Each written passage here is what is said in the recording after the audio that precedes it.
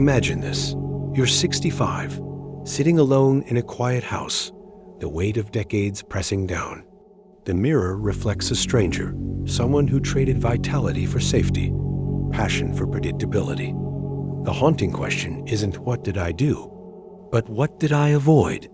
The dreams you dismissed as impractical, the risks you rationalized away, the love you hesitated to embrace, all now whisper in the silence. What if the greatest manipulation wasn't by others, but by your own mind? The untold tricks of fear, societal hypnosis, and the deepest psychological traps. How many went unseen? You were taught to chase stability, but who profits from your complacency? The clock ticks. The real question isn't how to live longer, but how to wake up before it's too late. You were conditioned to believe that comfort equals success, that a life without risk is a life well lived. But Nietzsche warned, the snake which cannot cast its skin has to die. Society's invisible machinery feeds on your conformity, rewarding obedience while punishing dissent. Jung called this the shadow, the suppressed self, screaming beneath layers of obligation. Why do you cling to security like a lifeline? Schopenhauer saw it clearly. Most men spend their lives in a quiet desperation. The fear of failure isn't natural, it's manufactured, a psychological leash tightened by institutions that profit from your predictability. Huxley's Brave New World wasn't fiction, it was prophecy. The greatest prison isn't made of walls, but of unexamined assumptions. The tragedy isn't just what you lost, it's what you never realized was stolen. Cognitive biases like the status quo effect tricked you into believing stagnation was safety. The sunk cost fallacy chained you to dead-end paths, whispering, you've come too far to turn back. Neurologically, your brain rewarded compliance, dopamine for fitting in, cortisol for daring to stray. Culturally, you were hypnotized by delayed gratification.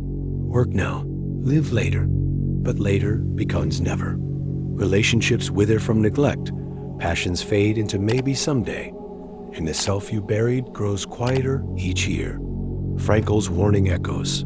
He who has a why to live can bear almost any how. But what happens when the why is hollow? The escape begins with a single act of defiance, questioning everything you were taught to want. Sartre's revelation cuts deep. Freedom is what you do with what's been done to you. The system fears your awakening, because a person who stops chasing validation becomes unstoppable.